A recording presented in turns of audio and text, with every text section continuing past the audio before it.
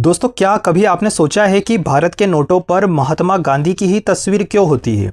शहीद आजम भगत सिंह, सुभाष चंद्र बोस या किसी अन्य महापुरुष की भी तो तस्वीर हो सकती थी। दरअसल साथियों, इस कहानी की शुरुआत 1947 से होती है, जब देश को आज़ादी मिली थी। उस दौर में भारत के नोटों पर इंग्लैंड के किंग जॉर्ज 6 का फोटो हुआ करता था। लेकिन हम तो आज़ाद हो चुके थे और आज़ाद भारत में इंग्लैंड के शासक का फोटो रखना एक गुलामी की मानसिकता थी, तो उसे तो हर हाल में बदलना ही था। तो आरबीआई ने निर्णय लिया कि हम अशोक स्तंभ, जो हमारा राष्ट्रीय चिन्ह है, उसका उपयोग नोटों में करेंगे। और 1947 के बाद कुछ वर्षों के बाद अशोक स्तंभ का भारतीय नोटों के रूप में यूज़ किया जाने लगा, उस चिन्ह का। लेकिन फिर आया कहानी में मोड़ 1969 में, जब महात्मा गांधी का 100वां जन्मदिन था।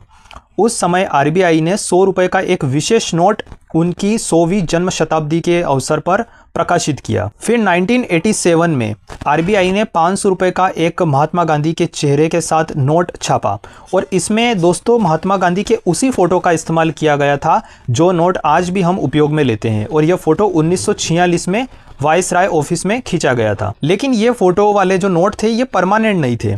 फिर 1990 के दौर के आते आते टेक्नोलॉजी अपनी चरम सीमा पर पहुंच चुकी थी। भारतीय नोट को कई स्कैमर्स कॉपी करने लगे थे, क्योंकि उसमें अशोक स्तंभ और कुछ प्रतीकों का या फिर कई अन्य जो मंदिर से उनका फोटो का इस्तेमाल किया जा सकता था और उन प्रतीक चिन्हों को कॉपी करना काफ़ी आसान था। इसलिए आरबीआई ने निर्णय लिया कि यदि हम किसी फेस का नोट में यूज़ करेंगे तो वे सुरक्षा के लिहाज से काफ़ी महत्वपूर्ण हो जाएंगे।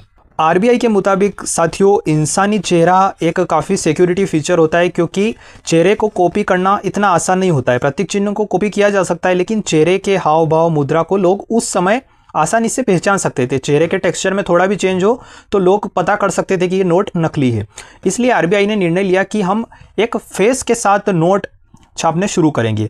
और 1996 में आरबीआई ने तय किया कि हम महात्मा गांधी के फ़ोटो का इस्तेमाल करेंगे।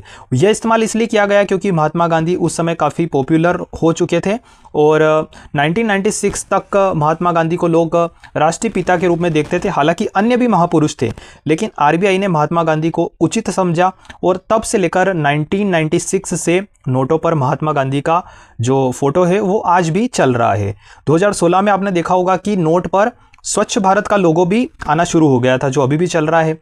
तो ये कुछ कहानी थी नोटों पर महात्मा गांधी के फ़ोटो को प्रकाशन को लेकर।